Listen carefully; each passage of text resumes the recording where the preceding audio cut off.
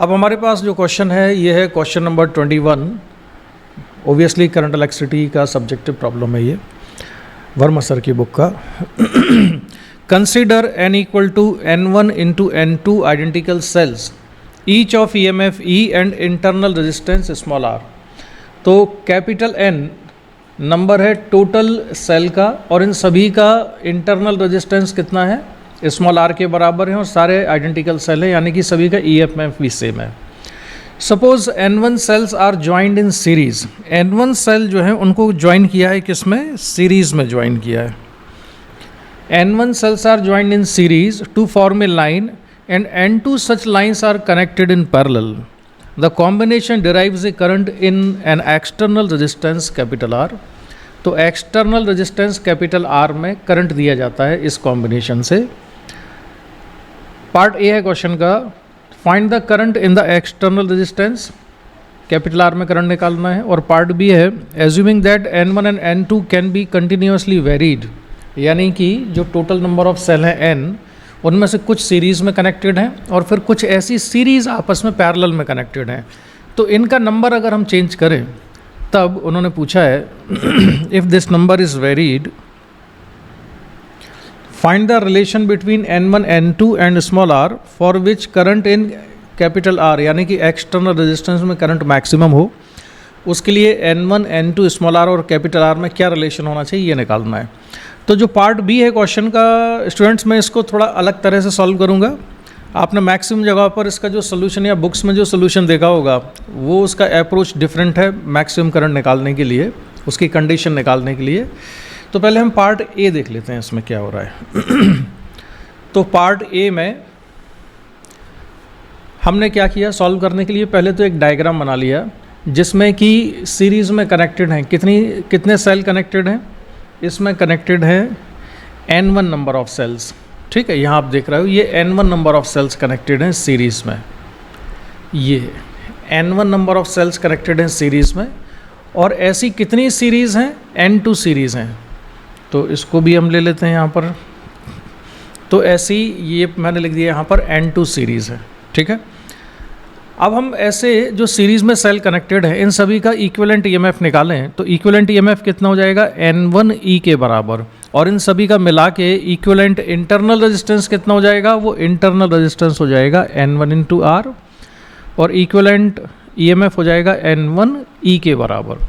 यहाँ पर हमने ये मान लिया है कि हर एक सेल का, सारे सेल आइडेंटिकल है, तो हर एक सेल का EMF कितना E के बराबर है और हर एक का इंटरनल रेजिस्टेंस भी स्मॉल r के बराबर लिया है।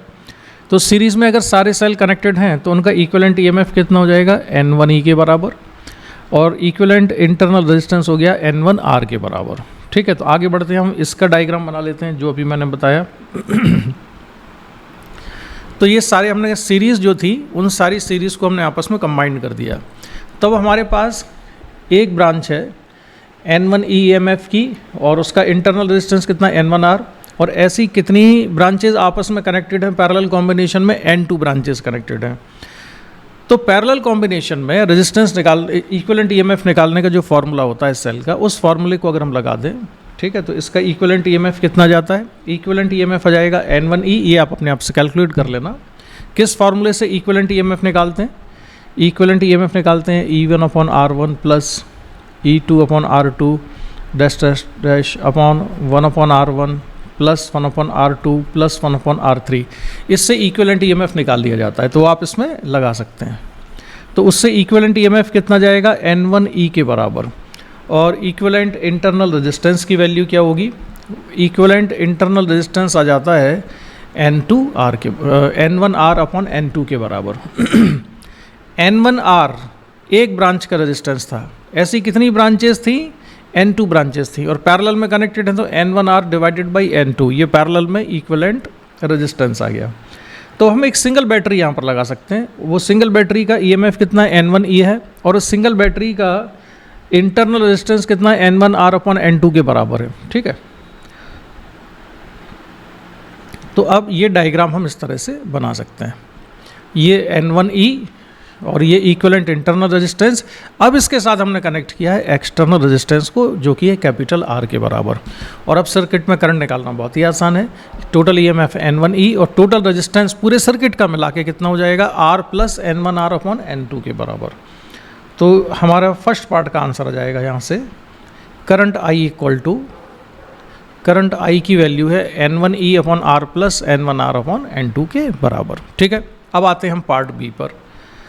तो जो पार्ट बी है क्वेश्चन का, इसमें करंट को हम इस फॉर्म में लिख सकते हैं, I equal to E upon R upon N1 plus R upon N2। ये जो मैंने यहाँ पर लिखा हुआ है ना, इसी में से क्या काम किया कि ये जो N1 था, E के साथ जो न्यूमरेटर में N1 था, इस N1 को मैंने नीचे लिख दिया है। तो ये हो जाएगा E upon R by N1 plus R by N2। ठीक है, अब यहाँ पर देखो, इसका जो सोल्यूशन है मैं थोड़ा दूसरे मेथड से कर रहा हूँ। मैक्सिमम जगह पर या मैक्सिमम टीचर या बुक्स में जो सोल्यूशन दिया होता है, वो सोल्यूशन दिया होता है, उस सोल्यूशन से एक्चुअली जो नीट के स्टूडेंट्स होते हैं वो तो पूरी तरह सेटिस्फाइड होते हैं, लेकिन जो जे एडवांस के स्टूडेंट होते हैं कई बार वो कहते हैं सर कि इसमें कुछ मज़ा नहीं आया, कि हमको थोड़ा मैथमेटिक्स लगाने का मौका तो मिला नहीं। तो उनके लिए ये जो सोल्यूशन है वो मैं दे रहा हूँ आपको। ठीक है, हालांकि ये भी बहुत कोई डिफ़िकल्ट सोल्यूशन नहीं है, लेकिन नया है क्योंकि ये मैंने खुद ही बनाया हुआ है। तो I equal to E upon R upon N1 plus N1 R upon N। ये मैंने क्या काम किया यहाँ पर, हमको मालूम था कि जो कैपिटल N है वो किसके बराबर है, N1 इंटू N2 के बराबर है। तो मैंने N2 की वैल्यू को सब्स्टिट्यूट किया N अपॉन N1 से। N2 इक्वल टू मैंने लिख दिया N अपॉन N1। तो ये जो एक्सप्रेशन देख रहे हो आप, उस एक्सप्रेशन में जहाँ पर N2 लिखा हुआ था उसको लिख दिया हमने N अपॉन N1 के बराबर। ठीक है, चलिए इतना लिख दिया। अब आगे क्या होगा, अब इसका जो डिनोमिनेटर है देखो, इस डिनोमिनेटर की वैल्यू क्या है, डिनोमिनेटर है R upon N1 plus N1 R upon capital N। तो डिनोमिनेटर को मैं मान लेता हूँ X के बराबर। अब देखो जो करंट का जो एक्सप्रेशन है ऊपर, I equal to E upon R upon N1 R upon N1 R upon N, इसमें न्यूमरेटर में कहीं पर भी N1 N2 नहीं है, केवल डिनोमिनेटर में है। ठीक है, और डिनोमिनेटर में भी अब क्या रह गया है, केवल N1 रह गया है।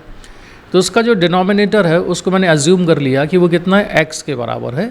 तो यहाँ से आता है X equal to R upon N1 plus N1 R upon N के बराबर।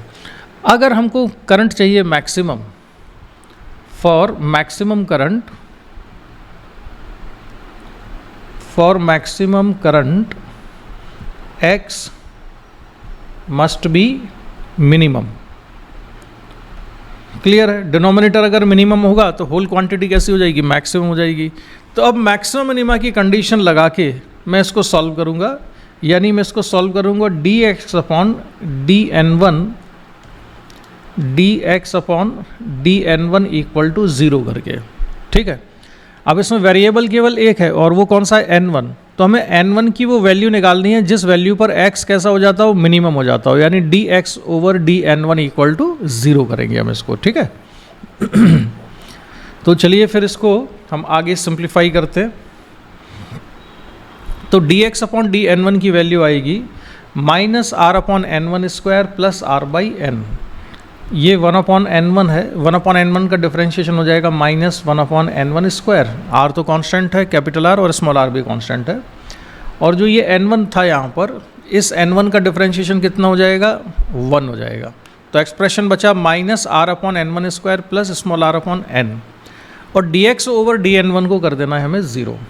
तो dx ओवर dn1 को हमने 0 कर दिया। इसको 0 करने से जो रिलेशन आया हमारे पास वो आया R अपॉन N1 स्क्वायर, ये रिलेशन आ गया R upon N1 square equal to small r upon capital N।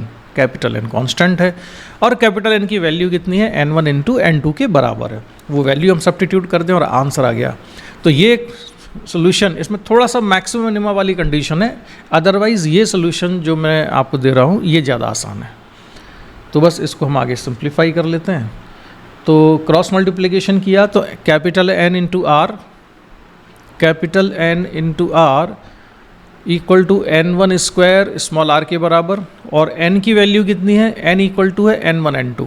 तो वो N1 N2 इसमें हम रख देते हैं। तो N1 N2 capital R equal to N1 square by R, एक N1 कैंसिल हो जाएगा और ये आएगा N2R equal to N1 into R। And this is the answer of this question.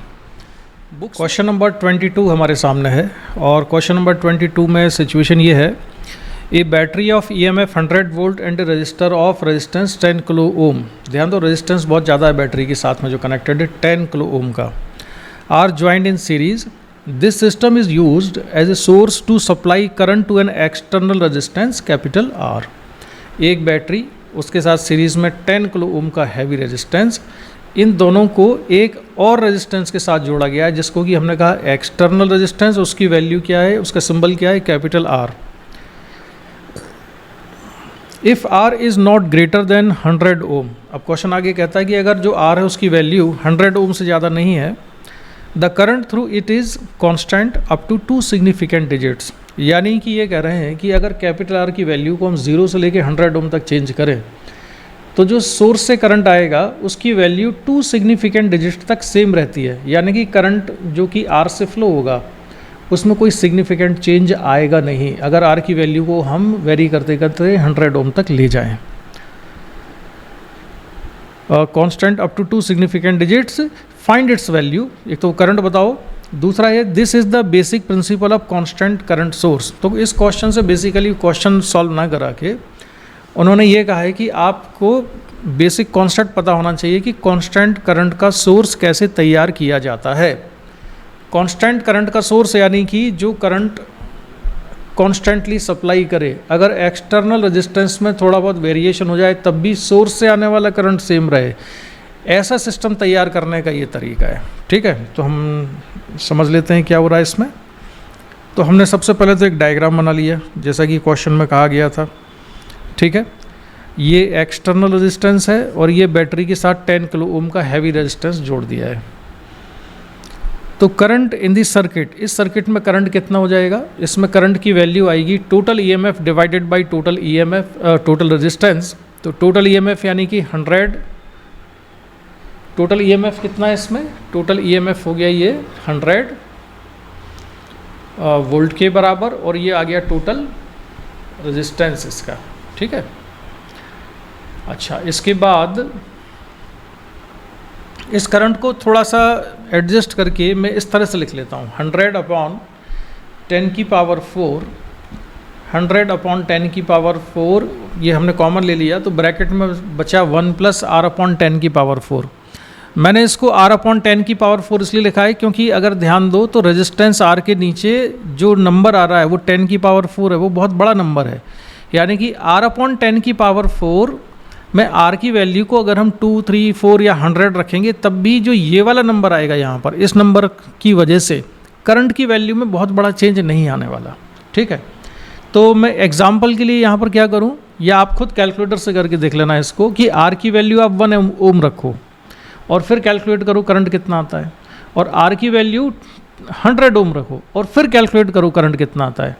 दोनों केसेस में करंट की जो वैल्यू आएगी वो पहले जो 2 डिजिट्स होंगे या 3 भी हो सकते हैं, वो तीनों सेम 2 डिजिट यानी 2 सिग्निफिकेंट डिजिट तक कैसा आएगा, सेम करंट आएगा। यही इस क्वेश्चन, तो इसको मैं सॉल्व नहीं करता हूँ, ये आप अपने आप से सॉल्व कर लेना इसको। ठीक है, इसको देख लेना कि ये कितना आ रहा है। इसके बाद क्वेश्चन नंबर 23 पर आते हैं। क्वेश्चन नंबर 23 है, if the reading of ammeter A1 in figure is 2.4 ampere. जो A1 एमीटर है इसकी रीडिंग कितनी है, इसकी रीडिंग है A1 की 2.4 एम्पियर।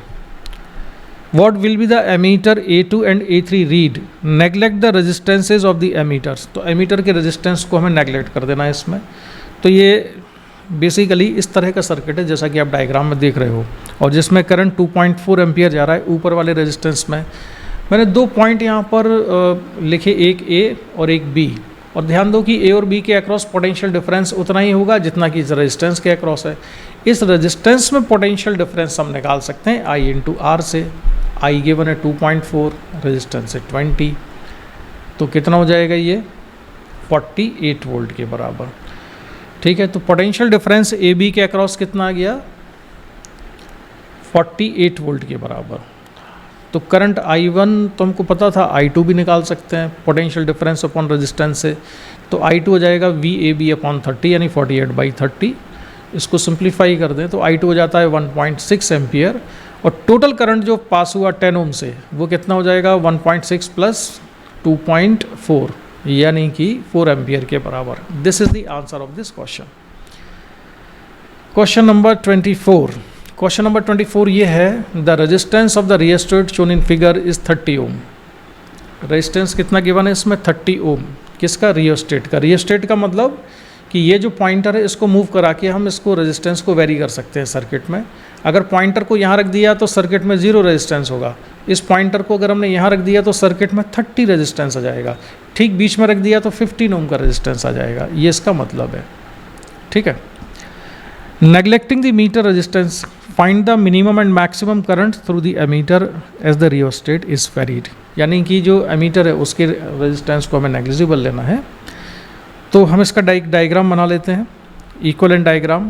पहले मैं बनाता हूँ मैक्सिमम करंट के लिए। मैक्सिमम करंट के लिए क्या होगा, ये जो पॉइंटर है यहाँ से उठा के हमने यहाँ रख दिया। पॉइंटर एग्जैक्टली जब यहाँ पर रखा हुआ है तो करंट जो आएगा यहाँ से, ये जो करंट आता है यहाँ से इन दोनों रेजिस्टेंस में से पास होने के बाद वो पूरा करंट यहाँ से बगैर इस रेजिस्टेंस में से पास हुए सीधे एमीटर में से निकल जाएगा, क्योंकि पॉइंटर कहाँ रखा हुआ है। पॉइंटर रख देंगे हम 30 ओम के स्टार्ट होने से पहले ही इधर। तो अब सर्किट में टोटल रेजिस्टेंस कितना रहा, 20/3 ओम, यानी कि 10 ओम और 20 ओम को हमने पैरेलल में कनेक्ट कर दिया तो 20/3 ओम टोटल रेजिस्टेंस आ गया। और इस केस में जो करंट मिलेगा वो कैसा होगा, मैक्सिमम होगा। तो ये डायग्राम जो हमने बनाया है वो मैक्सिमम करंट के लिए है। आई मैक्सिमम कितना हो जाएगा, total EMF divided by total resistance. तो इसकी वैल्यू आ जाती है 0.825 एम्पियर, और बुक में जो आंसर दिया है तो हमने अप्रोक्सीमेशन कर दिया 0.83 एम्पियर। ठीक है। अब हम क्या करेंगे, मिनिमम करंट के लिए इसका डायग्राम बनाते हैं। तो मिनिमम करंट के लिए जो डायग्राम बनेगा वो इस तरह का होगा। इसमें क्या चेंज कर दिया है हमने मिनिमम रेजिस्टेंस के केस में, इसमें चेंज ये किया कि ये जो पॉइंटर है हमने बिल्कुल यहाँ रखा इस जगह पर। जब पॉइंटर यहाँ पर होगा तो जो करंट यहाँ से आएगा वो यहाँ से फिर ऐसे होके और एमीटर में से पास होगा। तो सर्किट में टोटल रेजिस्टेंस कितना हो जाएगा, टोटल रेजिस्टेंस हो जाएगा 20/3 प्लस 30 ओम के बराबर। और करंट कैसा होगा, इस केस में मिनिमम होगा। तो ये मिनिमम करंट के करस्पॉन्डिंग डायग्राम है। आई मिनिमम की वैल्यू हो जाएगी सॉल्व करने पर total EMF divided by total resistance. तो ये सॉल्व करने पर आ जाता है 0.149 एम्पियर, या आई मिनिमम कितना हो जाएगा 0.15 एम्पियर। ठीक है। तो ये हुआ क्वेश्चन नंबर 24। अब बढ़ते हैं क्वेश्चन नंबर 25 पर। 25 भी बहुत ही सिंपल सा क्वेश्चन है। क्वेश्चन में 3 बल्ब गिवन है, 3 bulbs each having a resistance of 180 ओम। हर एक बल्ब का रेजिस्टेंस कितना है, 180 ओम के बराबर है। Are connected in parallel to an ideal battery of EMF 60 volt. Ideal battery से उसको कनेक्ट किया जिसका EMF 60 वोल्ट है। बैटरी आइडियल है मतलब उसका इंटरनल रेजिस्टेंस नहीं है। Find the current delivered by the battery when, part A ये कहता है all the bulbs are switched on, B 2 bulbs are switched on and C only 1 bulb is switched on। तो हम पहले डायग्राम बना लेते हैं इसका। तो हमने 3 बल्ब बना लिए हैं, तीनों पैरेलल में कनेक्टेड हैं, और तीनों बल्ब पैरेलल में कनेक्टेड हैं इसलिए इनके अक्रॉस क्या होगा, पोटेंशियल डिफरेंस सेम होगा।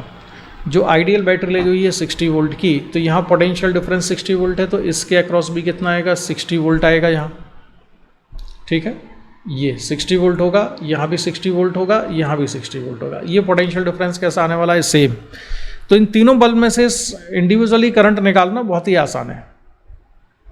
तो पहला केस क्या है कि जबकि तीनों बल्ब कैसे हैं, तीनों बल्ब ऑन है। तो पार्ट ए, तीनों बल्ब ऑन है, तो हर एक बल्ब से जाने वाला करंट V/R होगा। तो 60/180 60/180 करके हमने निकाल दिया। सिंप्लीफाई कर देंगे 1 एम्पियर इज द आंसर। अब आ जाते हैं हम पार्ट बी पर।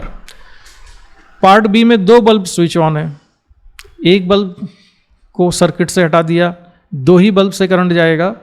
तो टोटल करंट हो जाएगा, total EMF 60 divided by resistance 180 plus 60/180। इसका आंसर आ जाएगा 2/3 एम्पियर, या इसको ऐसा भी लिख सकते हैं 0.67 एम्पियर। सी जिसमें केवल एक बल्ब लगा हुआ है, तो उसके अक्रॉस पोटेंशियल डिफरेंस तो 60 ही है, रेजिस्टेंस 180 है, तो करंट आ जाता है 60/180 और सिंप्लीफाई करने पर यह जाएगा 1/3 एम्पियर या 0.33 एम्पियर के बराबर। This is the answer. तो बहुत ही आसान सा क्वेश्चन था ये। और अब बढ़ते हैं हम नेक्स्ट क्वेश्चन की तरफ। अब है क्वेश्चन नंबर 26 हमारे सामने। क्वेश्चन नंबर 26 में जो सिचुएशन है वो देख लेते हैं। बहुत ही आसान सा क्वेश्चन है। Suppose you have 3 resistors of 20 ohm, 50 ohm and 100 ohm. What minimum and maximum resistances can you obtain from these resistors? तो obviously अगर इन सभी को सीरीज़ में कनेक्ट कर देंगे तो मैक्सिमम रेजिस्टेंस आएगा, पैरेलल में कनेक्ट कर देंगे तो मिनिमम रेजिस्टेंस आएगा। तो आर मिनिमम कब मिलेगा हमको? मिनिमम रेजिस्टेंस आ जाएगा 1/r minimum equal to 1/20 plus 1/50 plus 1/100 ओम।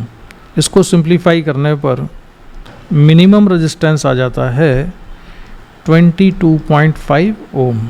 ठीक है, डायरेक्ट ही करेंगे, अब इसमें बहुत कुछ करने के लिए है नहीं। मैक्सिमम रेजिस्टेंस तब मिलेगा जबकि सारे के सारे सीरीज़ में कनेक्ट कर देंगे। तो सीरीज़ में कनेक्ट करने पर ये आता है 20 प्लस 50 प्लस 100 यानी कि 170 ओम के बराबर। तो 170 ओम का ये टोटल रेजिस्टेंस होगा। ठीक है, जो कि मैक्सिमम है। अब हम बढ़ते हैं नेक्स्ट क्वेश्चन पर। क्वेश्चन नंबर 27 में जो सिचुएशन है वो ये है। A bulb is made using 2 filaments. A switch selects whether the filaments are used individually or in parallel. When used with 15 volt battery, the bulb can be operated at 5 watt, 10 watt and 15 watt. ये bulb में 2 filament हैं, चाहे तो हम एक ही filament use करें, चाहे दोनों को यूज़ करें, और दोनों में से किसी को भी यूज़ कर सकते हैं। और इसको कनेक्ट बल्ब को किसके साथ किया है? एक ऐसी बैटरी के साथ जिसका कि वोल्टेज या पोटेंशियल डिफरेंस कितना है? 15 वोल्ट के बराबर है। जब इस बल्ब को ऑपरेट किया गया अलग अलग फिलामेंट्स के साथ, तो जो पावर मिली वो मिली 5 watt, 10 watt and 15 watt. What should be the resistance of filaments? तो इस क्वेश्चन में हम मान लेते हैं कि जो एक फिलामेंट का रेजिस्टेंस है R1 और दूसरे का रेजिस्टेंस कितना है? R2 के बराबर। ये हमने अज्यूम कर लिया। अब देखो इस क्वेश्चन में ना थोड़ा सा कॉमन सेंस लगाएंगे तो बड़े जल्दी क्वेश्चन सॉल्व हो जाएगा। दोनों फिलामेंट्स पैरेलल में कनेक्टेड हैं, दोनों के अक्रॉस पोटेंशियल डिफरेंस सेम होगा, इसलिए दोनों फिलामेंट में से कितना कितना पावर कंज्यूम हो रहा है उसको हम इस तरह से निकाल सकते हैं। 15 square upon R1 and 15 square upon R2। अगर दोनों फिलामेंट्स को यूज़ करते हैं तो पावर होगी P1 प्लस P2, और अगर एक सिंगल फिलामेंट को यूज़ करते हैं तो पावर होगी या तो P1 या P2 के बराबर। यानी कि मैक्सिमम पावर तब मिलेगी 15 वॉट जब दोनों फिलामेंट्स को एक साथ यूज़ किया जाए। और बाकी जो 2 केसेस हैं 5 वॉट और 10 वॉट वाले, वो वाले केस होंगे जब हम किसी एक फिलामेंट को यूज़ कर रहे हैं। तो हम मान लेते हैं कि P1 कौन सी पावर है? 5 वॉट। तो इसके करस्पॉन्डिंग रेजिस्टेंस कितना जाएगा? R1 इक्वल टू 15 का स्क्वायर 225 डिवाइडेड बाई 5, तो ये हो जाएगा 45 ओम के बराबर। और P2 कौन सी पावर एज्यूम कर लेंगे हम? 10 वॉट। यानी कि जो कि एक रेजिस्टेंस को यूज़ करने पर या एक फिलामेंट को यूज़ करने पर जो पावर आती है। तो R2 कितना आएगा? 15 इंटू 15 डिवाइडेड बाई 10, यानी किया जाएगा 22.5 ओम के बराबर। So this is the answer of question number 27। अब बढ़ते हैं हम नेक्स्ट क्वेश्चन पर। Question number 28। अब क्वेश्चन नंबर 28 में क्या सिचुएशन है ये समझ लिया जाए। Figure shows a part of a circuit if a current of 12 milli ampere exist in 5 kilo ohm resistor. तो 5 किलो ओम रजिस्टर में से जो करंट जा रहा है, जो कहा गया है, हम बना लेते हैं। कितना है? 12 मिली एम्पियर के बराबर। Find the currents in the other 3 resistors. तो 12 मिली एम्पियर करंट किस में? 5 किलो ओम में है। 100 किलो ओम में भी कैलकुलेट करने की ज़रूरत नहीं है। इसमें से कितना जाएगा? 12 मिली एम्पियर ही जाएगा, टोटल करंट पास होगा। मान लेते हैं कि I1 करंट जा रहा है 20 किलो ओम से और I2 करंट जाता है 10 किलो ओम से। ठीक है, अब यहाँ देखो, अगर हम इन दोनों रेजिस्टेंस को 20 किलो ओम और 10 किलो ओम को पैरेलल कॉम्बिनेशन में ले लें तो सर्किट किस तरह से बन के तैयार हो जाएगा। सर्किट इस तरह से बनेगा कि जिसमें 3 रेजिस्टेंस लगे हुए हैं सीरीज़ कॉम्बिनेशन में, और उन रेजिस्टेंस की वैल्यू कितनी है 5 किलो ओम, ये है पॉइंट ए, और 20 और 10 को पैरेलल में कंबाइन कर दें तो यह जाएगा 20/3 किलो ओम के बराबर, और 100 kilo ohm as it is जैसे लगा हुआ था वैसे ही, और ये है पॉइंट बी। अब हमको करंट पता है 5 किलो ओम में कितना है, जो करंट 5 किलो ओम में होगा वही 20/3 किलो ओम में जाएगा। तो ये जो पॉइंट है इनको मैंने नाम दिया यहाँ पर, सपोज इसको मैं नाम देता हूँ, ये है C और ये है D। तो C और D के अक्रॉस पोटेंशियल डिफरेंस हम निकाल सकते हैं, कितना हो जाएगा I × R। करंट कितना है 12 मिली एम्पियर और रेजिस्टेंस कितना है 20/3 किलो ओम के बराबर। तो किलो और मिली आपस में कैंसिल हो जाएंगे, वोल्ट में ही बचेगा फाइनल आंसर। तो ये आ जाएगा 80 वोल्ट के बराबर। तो 80 वोल्ट का पोटेंशियल डिफरेंस है। अब I1 को निकालना बहुत ही आसान है। I1 कितना हो गया, I1 हो गया पोटेंशियल डिफरेंस C और D के अक्रॉस, यानी C और D में दोबारा ऊपर वाले डायग्राम में भी बना देता हूँ, ये C है और ये D है। ठीक है, ये C और ये D, इन दोनों के अक्रॉस पोटेंशियल डिफरेंस कितना निकाल दिया हमने 80 वोल्ट के बराबर। तो I1 कितना जाएगा 80/20 और I2 कितना जाएगा, टोटल 12 है तो टोटल करंट में से I1 को माइनस कर देंगे तो I2 निकल आएगा। ये बहुत ही आसान है, या वोल्टेज अपॉन रेजिस्टेंस से भी निकाल सकते हैं। तो I1 निकाल देते हैं हम सबसे पहले। तो 80/20 kilo ohm, 80 volt upon 20 kilo ohm, तो सॉल्व करने पर यह जाएगा 4 मिली एम्पियर, और I2 की वैल्यू हो जाएगी 12 माइनस I1 यानी कि 8 मिली एम्पियर के बराबर। तो ये करंट आ गया। अब बचा पोटेंशियल डिफरेंस A और B के अक्रॉस। तो किरचॉफ वोल्टेज लॉ से हम इक्वेशन लिख देते हैं। हम स्टार्ट करते हैं A से, तो पॉइंट A से स्टार्ट करें तो VA माइनस 5 किलो ओम के अक्रॉस वोल्टेज ड्रॉप कितना होगा IR कर देते हैं। I कितना है 12 और रेजिस्टेंस है 5 किलो और मिली, पहले ही बता चुका हूँ आपस में कैंसिल होगी, ये फाइनली वोल्ट में ही बचेगा।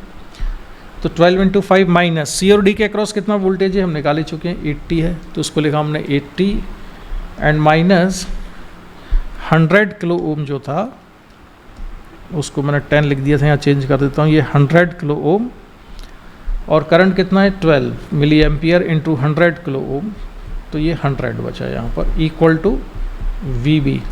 इसको सिंप्लीफाई कर लें तो VA minus VB equal to ये आ जाता है 1340 वोल्ट के बराबर। And this is the answer of this question. ठीक है, तो बहुत ही आसान क्वेश्चन था ये भी, इसमें भी कोई बहुत ज़्यादा डिफ़िकल्टी थी नहीं। इसके बाद हम आते हैं क्वेश्चन नंबर 29 पर। 29 नंबर क्वेश्चन क्या कहता है? क्वेश्चन ये है, N ideal battery sends A current of 5 ampere in A register. तो 5 एम्पियर का करंट भेजती है एक बैटरी एक रेजिस्टेंस में, लेकिन बैटरी का वोल्टेज नहीं गिवन है। तो हम इसको एक डायग्राम के थ्रू समझ लेते हैं। ये मैंने एक रेजिस्टेंस बनाया और एक बैटरी लगा दी। ये बैटरी कैसी है? आइडियल बैटरी है, यानी कि इसका EMF पोटेंशियल डिफरेंस के टर्मिनल वोल्टेज के बराबर ही होगा। तो ये है V, ये रेजिस्टेंस R, और ये कितना करंट पास हो रहा है इससे 5 एम्पियर के बराबर, ये क्वेश्चन में गिवन है। When another resistor of value 10 ohm is connected in parallel, R के साथ पैरेलल में एक और रेजिस्टेंस जुड़ा और जिसकी वैल्यू कितनी है 10 ohm, then current supplied by the battery is increase to 6 ampere. तो इसका डायग्राम भी बना लेते हैं। यानी कि ये जो रेजिस्टेंस था R, इसके साथ पैरेलल में एक रेजिस्टेंस हमने ऐड किया। इस रेजिस्टेंस की वैल्यू है 10 ओम, बैटरी जो पहले थी वही है, तो सर्किट में करंट की वैल्यू कितनी आती है 6 एम्पियर के बराबर। ठीक है, ये डायग्राम है। तो बस क्वेश्चन बहुत ही सिंपल सा है। इन दोनों सिचुएशन से एक एक इक्वेशन बन जाएंगी। पहले वाले केस में total current 5 ampere equal to total EMF V और टोटल रेजिस्टेंस R। तो V/R equal to 5, equation number 1। Equation number 2 हम बना लेंगे 6 ampere equal to total EMF कितना है, वही है V के बराबर, तो V। और अब 10 ओम और R ओम ये दोनों किस में, पैरेलल कॉम्बिनेशन में, तो इक्विवेलेंट रेजिस्टेंस कितना हो गया इसका, ये हो जाएगा 10R अपॉन 10 प्लस R, तो 10 प्लस R पहुँच गया न्यूमरेटर में ऊपर, ये इक्वेशन नंबर 2। अब इनको डिवाइड कर दो 1 और 2 को, तो 5/6 equal to V upon R, और ये है V into 10 plus R upon 10R, तो 10R पहुँच गया ऊपर। इसको सिंप्लीफाई करने के लिए V से V कैंसिल करो, R से R कैंसिल, तो ये आएगा 50 प्लस 5R इक्वल टू 60, तो 5R इक्वल टू कितना हुआ 10, R equal to 2 ohm. This is the answer of this question. तो 29 सॉल्व हो गया। बढ़ते हैं हम नेक्स्ट क्वेश्चन पर। क्वेश्चन नंबर 30 पर अब हम पढ़ेंगे। क्वेश्चन नंबर 30 ये कहता है find the equivalent resistance of the network shown in the figure between the points A and B. तो ए और बी में इक्विवेलेंट रेजिस्टेंस हमको बताना है। इस क्वेश्चन को सॉल्व करने के लिए केवल इसको ऑब्जर्वेशन से ही सॉल्व किया जा सकता है। पॉइंट ए पर पोटेंशियल मैं मान लेता हूँ कितना x है, और पॉइंट बी पर पोटेंशियल मैंने मान लिया y के बराबर है, ठीक है। तो देखो ये पोटेंशियल अगर x है तो यहाँ से चलो यहाँ आओ, यहाँ पर आ जाओ, तो इसका पोटेंशियल भी x ही आएगा, क्योंकि ना तो बीच में रेजिस्टेंस था, ना कोई बैटरी थी, ना तो वोल्टेज में ड्रॉप हुआ, ना गेन हुआ, तो ये भी x के बराबर है। सिमिलरली यहाँ से स्टार्ट करके और उस पॉइंट तक जाएं अगर हम, तो इसका पोटेंशियल भी कितना है, y के ही बराबर है। तो अब देखो तीनों रेजिस्टेंस के अक्रॉस पोटेंशियल डिफरेंस कितना आ रहा है। तीनों के अक्रॉस जो पोटेंशियल डिफरेंस है, इसके अक्रॉस है x माइनस वाई, इसके अक्रॉस x माइनस वाई है, इसके अक्रॉस भी x माइनस वाई है। तो तीनों के अक्रॉस पोटेंशियल डिफरेंस कैसा है, सेम है, इसलिए ये कॉम्बिनेशन कौन सा हो जाएगा, पैरेलल कॉम्बिनेशन है।